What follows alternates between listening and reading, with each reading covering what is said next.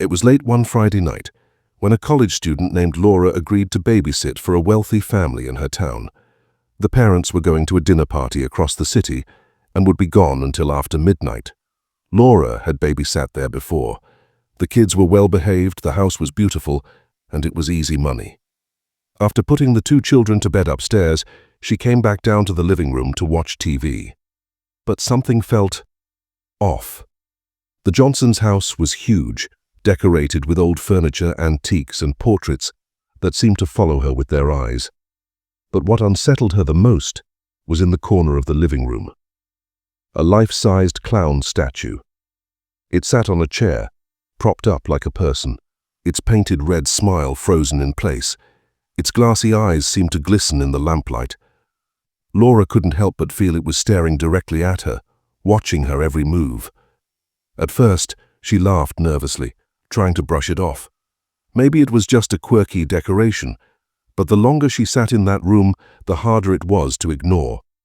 Every time she looked away from the TV, her eyes went straight back to the clown, and in the silence of the house she swore she could hear faint squeaks, like rubber shoes shifting against the floor. Laura tried to calm herself. "It's just a statue," she told herself, "just a weird statue." But after an hour, she couldn't take it anymore.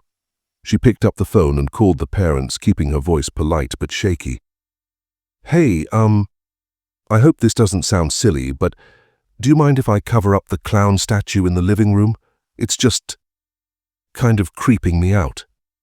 There was a pause on the other end, a long, heavy pause.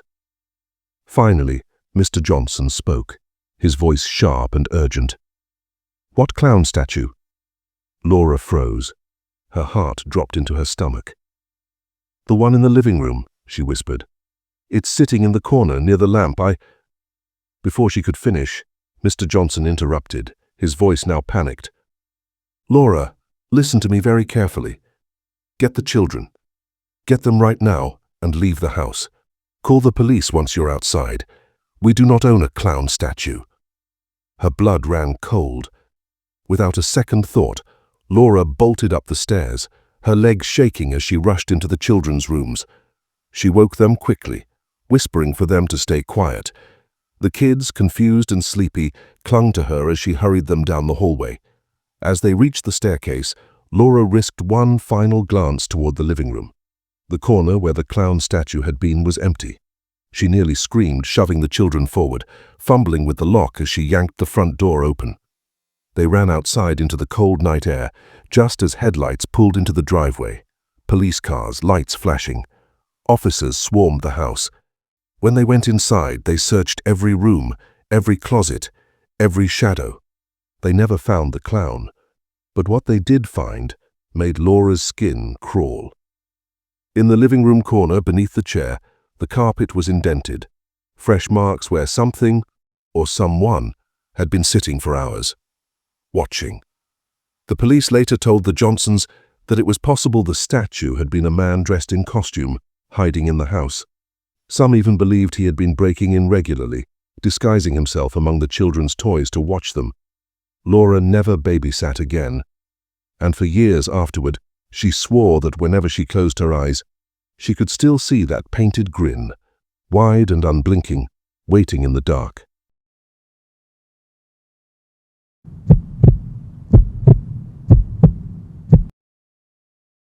It was the fall of 1978, and a young girl named Karen had picked up a weekend babysitting job for a family who lived just outside of town. She was 17, saving up for her first car, and babysitting was easy money, or so she thought. The parents left around 7:30 p.m., reminding her to lock the doors and not to let anyone in. Their two children were already asleep upstairs, tucked beneath their blankets, the sound of their soft breathing echoing faintly through the baby monitor. For the first couple of hours, everything was quiet. Karen sat on the couch, flipping through television channels, occasionally glancing at her school books spread out on the coffee table. The house was still. The only sound was the hum of the refrigerator and the low volume of the TV. Then the phone rang. Karen jumped a little, startled by the shrill sound in the silence. She reached over, picked it up, and answered with a calm, "Hello?" At first, there was nothing. Just silence. "Hello? she repeated, a little louder this time. Then, finally, a man's voice, low, hushed, almost like a whisper. "Have you checked the children?" Karen froze. Her heart skipped a beat. "Excuse me," she asked, trying to sound firm, but the line went dead. She hung up quickly, shaking her head, telling herself it was probably just some creep making prank calls. Babysitters were always easy targets for that kind of thing. She tried to brush it off, turning back to the TV, but 10 minutes later the phone rang again. Karen hesitated before answering this time. Slowly, she picked it up. And again, the same chilling voice. "You should really check the children." Her mouth went dry. "Who is this?" she demanded. "If this is some kind of joke, it's not funny." The man chuckled softly on the other end, before the line cut out again. Now Karen was terrified. Her eyes darted toward the staircase, up to where the children were sleeping. She could hear her own pulse thundering in her ears. The phone rang again. She answered, voice trembling. "Why haven't you checked the children?" Karen slammed the phone down and immediately dialed the operator. Her voice shook as she explained the situation. The operator was calm, assuring her they would trace the call if it happened again. Minutes crawled by like hours. Every shadow in the house suddenly looked darker. Every creak of the wooden floorboards made her skin prickle. Then the phone rang again. Karen picked it up, her hands clammy, her entire body trembling. She didn't even speak this time, just pressed the receiver to her ear. And there it was, his voice, harsher now, filled with rage. "I told you to check the children." Karen's scream caught in her throat as she hung up again. Immediately the phone rang once more. She snatched it up. It was the operator. Her voice was sharp, panicked. "Karen, listen carefully. We've traced the call. You need to get out of the house right now. The call is coming from inside the house." Karen's knees nearly gave out. Her entire body went cold. Slowly she turned her head toward the staircase, and that's when she heard it. A floorboard creaking. Very faint. Coming from upstairs. The children. Without thinking, Karen bolted for the front door, yanking it open so hard it slammed against the wall. She ran outside into the night, screaming for help. When the police arrived minutes later, they stormed the house. What they found upstairs was enough to scar Karen forever. The intruder, a man in his late 30s, had broken in earlier through an unlocked window. He'd been hiding in the children's room, standing over their beds while calling Karen from the house phone upstairs. Luckily, the children were unharmed, but the image of that man crouched in the dark, just a few feet away from them, never left her mind. Karen never babysat again, and for years afterward, she swore she could still hear that voice whispering in her ear, "Have you checked the children?"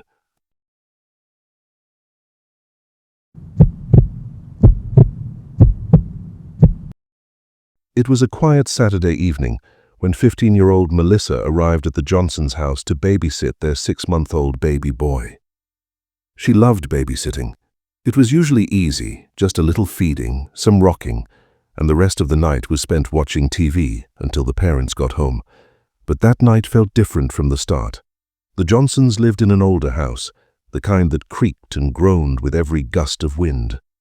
As they were heading out, Mrs. Johnson turned to Melissa and gave her one specific instruction that stuck in her head. "Don't go near the basement. We keep it locked for a reason." Melissa nodded, a little unsettled, but she didn't ask questions. After all, old houses had weird storage spaces, maybe even dangerous stairs. It didn't matter. She wasn't planning to go snooping anyway. By 9 p.m., the baby was asleep upstairs in the crib. Melissa settled into the couch, homework spread across her lap, when she heard it. Scrape, scrape, scrape. The sound was faint, but enough to make her look up.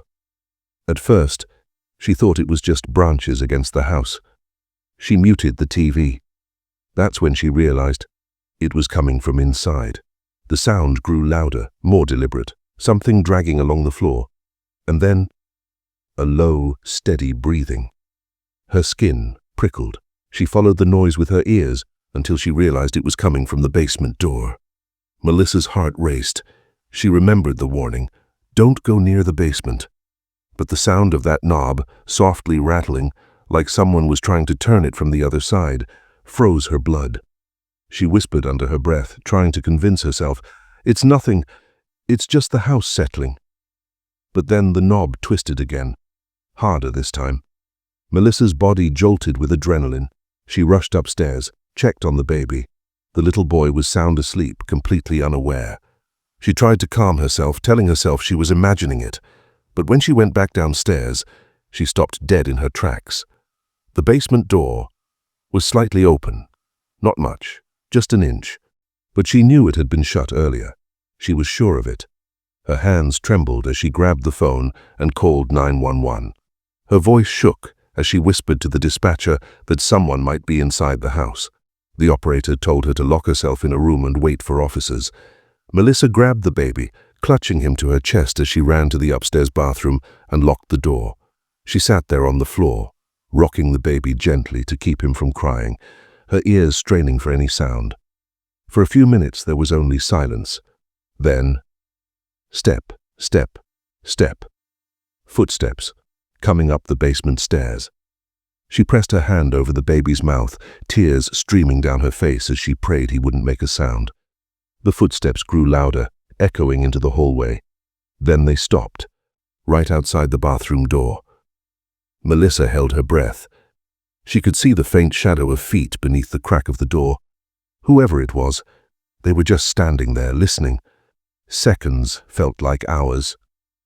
Finally, the shadow shifted, and the footsteps moved away. Moments later, flashing red and blue lights filled the windows as police arrived. Melissa burst out of the bathroom with the baby in her arms, screaming for help. Officers swarmed the house, checking every room. When they reached the basement, what they found made the hairs on the back of her neck stand up. There were muddy footprints across the concrete floor, leading up the stairs to the basement door. And in the corner, behind some old boxes, was a filthy blanket and half-eaten food. Someone had been living down there. Melissa realized the horrible truth. The intruder hadn't just broken in that night. He'd been staying in the basement for days, maybe weeks, listening, watching, waiting for the right moment. The Johnsons never discovered who he was. The man had slipped away before the police arrived. But from then on, every time Melissa closed her eyes, she could still hear that sound in her head. The basement knob, turning slowly in the dark.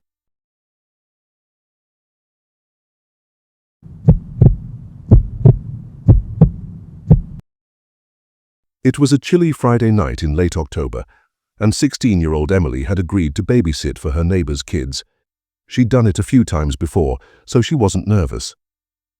The parents left just after 8 p.m., thanking her for watching their 2 children, both already tucked into bed upstairs. The house was quiet, too quiet. Emily curled up on the living room couch with her phone, the glow of the screen being the only light besides the faint lamp in the corner. Outside, the wind whistled, rattling the branches of the trees. Around 10:30, Emily heard a noise, a light tap. Tap. Tap. She froze. At first, she thought it was probably just the trees hitting the side of the house. But when she muted the TV and listened closely, the sound came again, sharper this time, like fingernails against glass. It was coming from the window behind her. Her stomach dropped.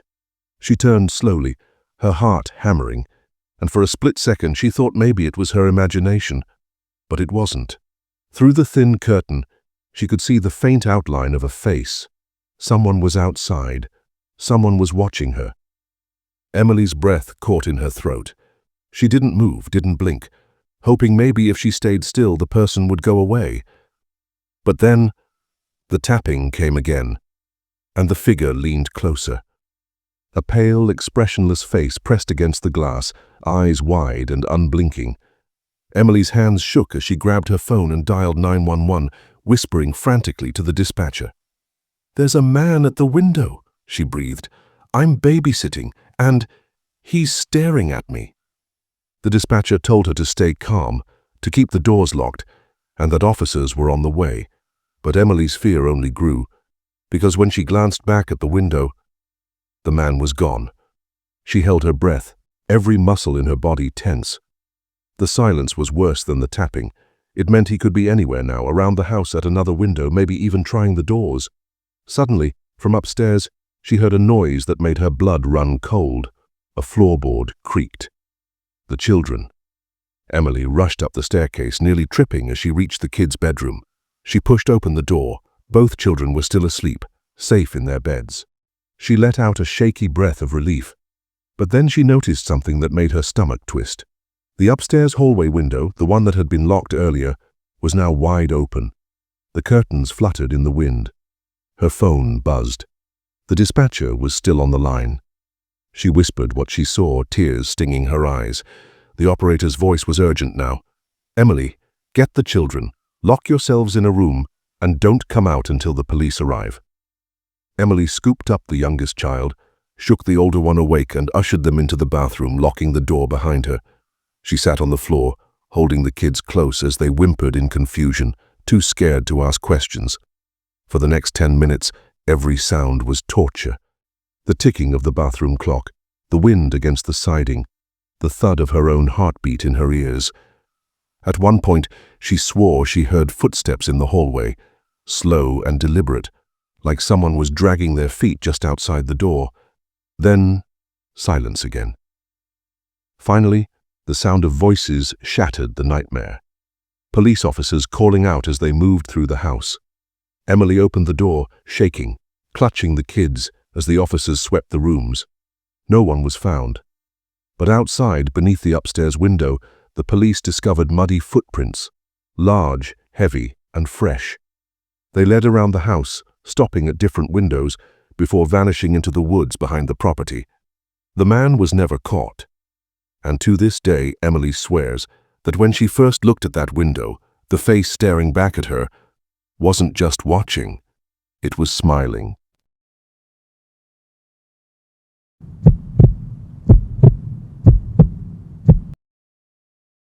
It was a humid summer evening when 17-year-old Hannah agreed to babysit for the Carters, a family who lived in a quiet suburban neighborhood. The parents were heading out to a late movie, leaving Hannah in charge of their two little kids, ages 4 and 7. By 9 p.m., the kids were tucked safely in their beds, the house dark and quiet except for the sound of the air conditioner rumbling in the hallway. Hannah settled on the couch with her phone, scrolling aimlessly, occasionally glancing up at the baby monitor. That's when she heard it. 3 sharp knocks on the front door. Her head snapped up. She wasn't expecting anyone. Slowly, she set her phone down and walked to the door, peeking through the peephole. A man stood outside. He was tall, maybe in his 40s, wearing a wrinkled plaid shirt. His eyes darted around nervously as he shifted from one foot to the other. Hannah didn't recognize him. "Who is it?" she asked, her voice hesitant. The man leaned closer to the door. His voice was deep, urgent. "Sorry to bother you. I'm your neighbor. There's been an emergency. I need to use your phone. Please, just for a minute." Hannah's stomach twisted. Something about him didn't feel right. His eyes never met the peephole. He kept glancing over his shoulder, like he was making sure no one was watching. She swallowed hard. I can't let you in. I'm babysitting." The man's voice hardened instantly. "Please, I'm telling you it's an emergency. Just let me in for 1 minute." Her instincts screamed at her to say no. She tightened her grip on the doorknob. "I'm sorry, I can't help you. I'll call the police for you." The man's expression changed. His polite mask dropped. His jaw tightened, and his voice grew louder. "Open the door." Hannah's heart slammed in her chest. She stepped back, locking the deadbolt, her hands trembling. That's when he began pounding on the door. Bang! Bang! Bang! The sound rattled the entire house. Hannah jumped, backing away toward the staircase. The kids were sleeping upstairs. She couldn't let him in, not with them there. "Open the door!" the man shouted now, his fist slamming against the wood so hard she swore it might break. Panic surged through her. She grabbed the phone, dialed 911 with shaking fingers, whispering frantically into the receiver. "There's a man trying to break in. I'm babysitting. Please hurry." The dispatcher told her to stay calm, to stay hidden until officers arrived. But the pounding grew louder. The man's voice echoed through the house, filled with rage. "I know you're in there. Open up." Hannah clutched the phone, tears stinging her eyes as she ran upstairs to check on the kids. They were awake now, crying from the noise. She pulled them close, whispering that everything would be okay, even though she didn't believe it herself. Then, silence. The pounding stopped. For a moment, the house was eerily still. Hannah held her breath, straining her ears, and then she heard it. The sound of footsteps, moving around the side of the house. She peeked out the upstairs window, her stomach twisting into knots. The man was in the yard now, circling the house, trying the windows one by one. She ducked down quickly, holding the children tight as they whimpered in her arms. Minutes felt like hours. Then finally, the distant sound of sirens. Red and blue lights flooded the street as police cars screeched to a halt outside. The man bolted, sprinting into the darkness, disappearing between the houses before the officers could catch him. The police searched the neighborhood but never found him. They told Hannah he wasn't a neighbor at all. They didn't know who he was, only that he'd likely been watching the house, waiting for the perfect moment when the parents were gone. Hannah stayed with the kids until the Carters returned, shaken and pale. She never babysat again after that night. And sometimes, when she thinks back, what haunts her the most isn't the pounding on the door, but the way the man's voice changed, how quickly the fake kindness dropped into pure rage, the second she refused to let him in.